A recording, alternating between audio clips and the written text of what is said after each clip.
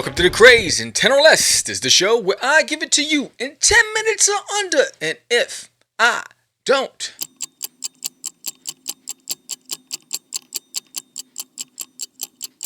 that's because the content is too good. Anyway, why is a 24-page book priced differently at that table versus this table versus that table? That's the topic of the day. I'm Sam the Crazy Man Vera. Stop acting up. Let's get it.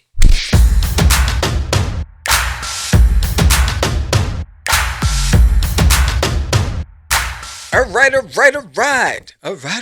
right. So, pricing. It seems to keep coming up from con to con to con to con. You're like, yo, how should I price my books? Why is it that his book is a 24-page book, but he's priced at $20, and he has a 24-page book, and he's priced at $15, and she has a 24-page book, and she's priced at $10, but I'm only priced at $5, but they're buying that one, and that one. Don't they know I'm the cheapest in the game? Say what?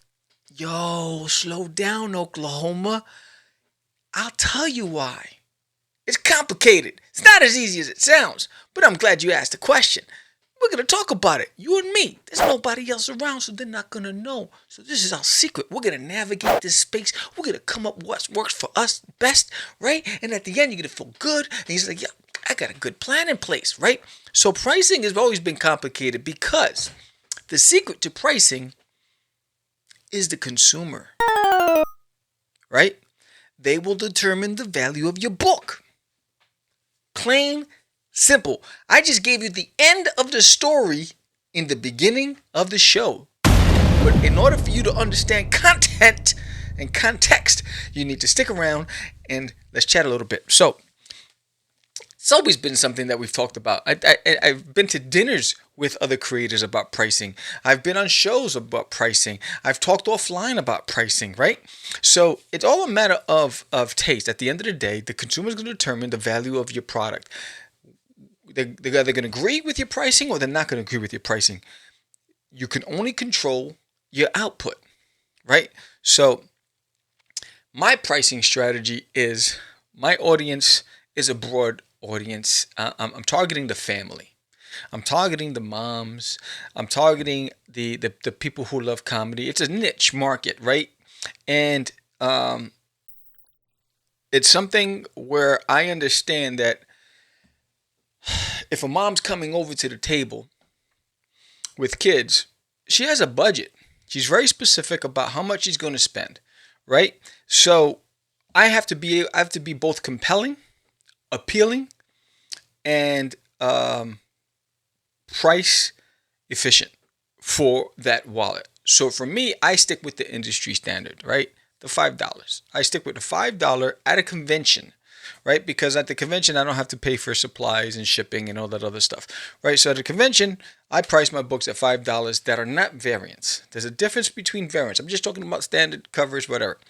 Here's the reasons why I do it this way.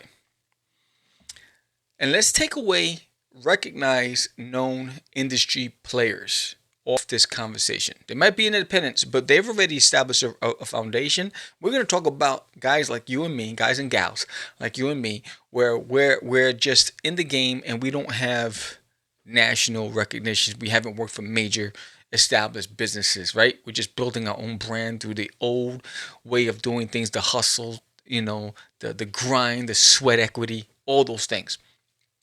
So we're going to keep it there. We're going to keep the playing field even. It's you and me and Joe Dupree, whatever. So we're on the even playing field. So how do I know if my price is going to impact versus your price and how the impact is going to have?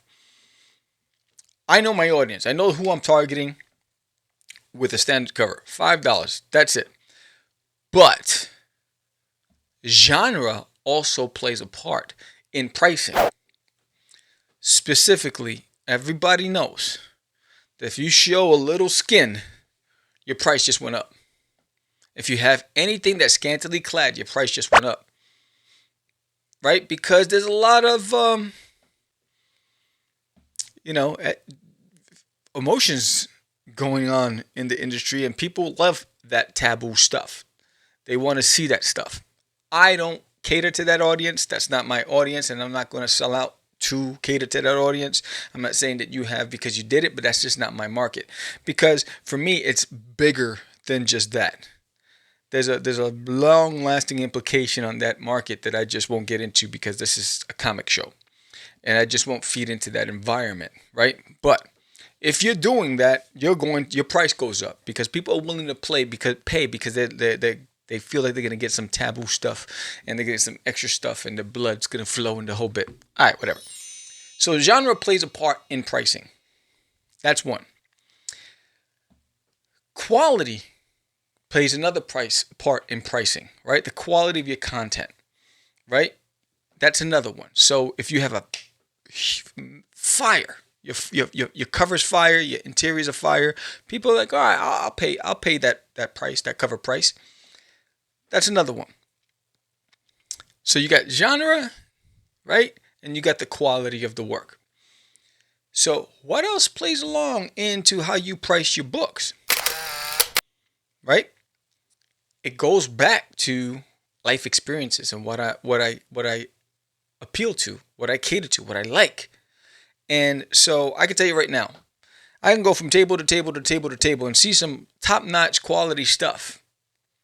But my taste, while I appreciate the work that I'm seeing, I might gravitate to this guy over here, right? And it could be the genre, it could be the topic, it could be the artwork. Sometimes I picked up books where the artwork was not as at the level as where it should be, but I thought it was appealing enough for me to, be captivated. Maybe it was the pitch, right? Maybe it was the conversation, right? Maybe it was the story, the plot, right? So there's a lot of elements that plays a part into it. It's always a risk. So how I gauge my audience, I have variant covers. So I really put a lot thought into my variant covers, and they're usually pop culture specific. Like Duty, First Flush was the issue number 1, right? So I did a Rambo-ish Duty First Flush, like First Blood, right? And so I priced that at $10, right? And I have no problem moving that cover at all, right? I have Duty, the Matrix cover where Duty's Neo when he's in the air. I have the same thing, $10. I have no price moving that. I have the limited edition with the certificate of authenticity. There's only 100 printed. I'm not printing that cover again with a certificate, but it's number 1 through 100. I sell those for $20. Never had a problem moving that, right? So the $5 for me, it's really I'm building an audience, I'm cultivating an audience, and it works for me. I'm good with that $5, and the goal is that they just don't stick with that issue, that they pick up all the issues, or they pick up the variants, or they pick up the other stuff like the prints and the keychains and the right. So that's my method to my madness. I bring them in and I offer an absorbent amount of product that's tailored to one specific character to drive that product. But I've sat next to guys and gals that their prices are over the top. A lot of them have capitalized on what's trending today. So when they're giving recognizable characters, recognizable art to an audience that's really eating it up at the time. So that's what they're doing. They're capitalizing on trends. And so you just have to figure out what works for you. There is no right or wrong when it comes to pricing. It's just really understanding the consumer and who your audience is. I feel like I give an even playing field for all wallets, and that's basically what I'm looking for. I consider myself to be like KB Toys, right? So there was Toys R Us and there was KB Toys. KB Toys I used to go to because that same Spawn figure at Toys R Us for $9.99 or $19.99, I would get it at KB's for $5.99, $6.99, right? And so I got the same figure at a value that works for my wallet. So for me, if I'm a consumer, I'm gonna get that comic book for the value that I'm able to pay. So think about all those things. Don't worry about how Jimmy is priced at $20 and he's killing it, right? Because Jimmy's offering something different, and he's really honed in on who his audience is, and they're not complaining. So don't you complain. Don't worry about that. Figure out what works for you. I'm good at my price levels, right? There are some things I won't compromise, like with original art, but I still feel like I try to be competitive. So what I do, so here's what I would suggest. Here's my recommend. Here's the caveat. Here's the nugget. Here's that thing. Go to shows and go from table to table and table to table and price and engage. Write down. Take a notepad. Engage. How much is he pricing this 24-page book versus this person? And get 20 tables. You're going to get a mixture of pricing. Do the same thing for stickers, for buttons, for original art, dimensions. Well, how big is that art piece? Is it a small piece? Sketch cards, all that stuff. Then go back and say, what am I producing? Because some of the quality levels might be top notch and you might not be there, right? So you're not going to be able to compete. So that's just being honest, right? So where's the happy? So look for people in your field with your style, similar styles, right? And see how they're pricing and see who they're, but don't go to mainstream guys. Stick with people like you, right? And then get those pricings and then see where do you fit in the scope of things, and then stand tall with your pricing, right?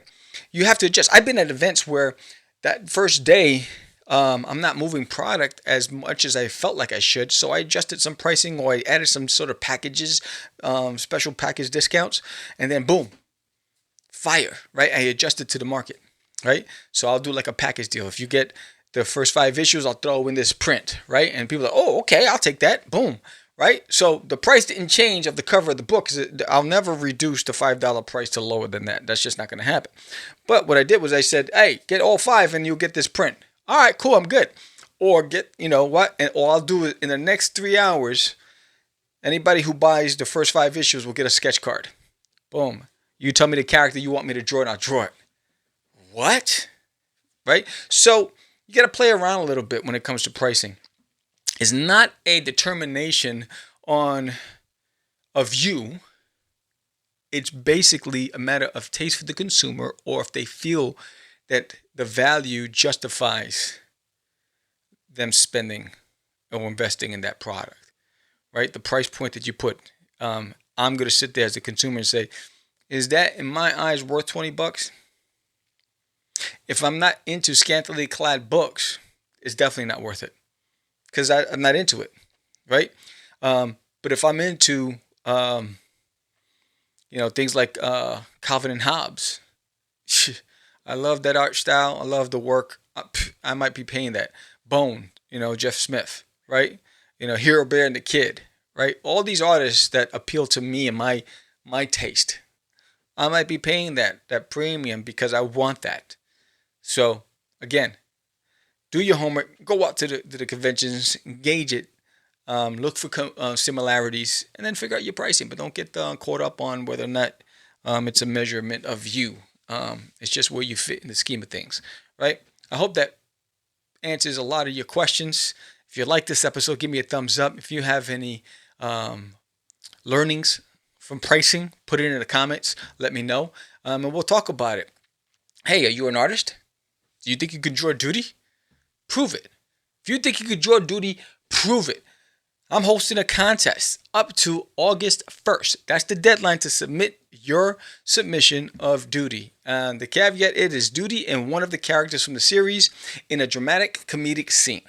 Draw that, submit it in any form except for AI. You can't use AI. Any form except for AI. Submit it by the 1st with a chance to win $100 plus 4 free ads on Cast the Craze podcast, plus an uninterrupted 1-hour interview with you and your career path. Plus, you get featured in issue number 6 of There's an Alien on My Toilet with your mugshot and the art and a bio about you. Plus, on dutiesworld.com, the same bio and information about you with links directing traffic to you. Oh man, I'm giving the world away just to prove that you can draw Duty. You said you can. A lot of people have tried, really haven't captured the essence of Duty. Are you going to be the one to capture it? Are you going to be the one So go to dudysworld.com today, hit that link, read the description, follow it to the letter, send the email of your submission to contact@catchthecraze.com for a chance to win some major prizes. Anyway, with that said, I'm Sam the Crazy Man Vera. This is the Crazy 10 or Less. You guys have a blessed day. Peace.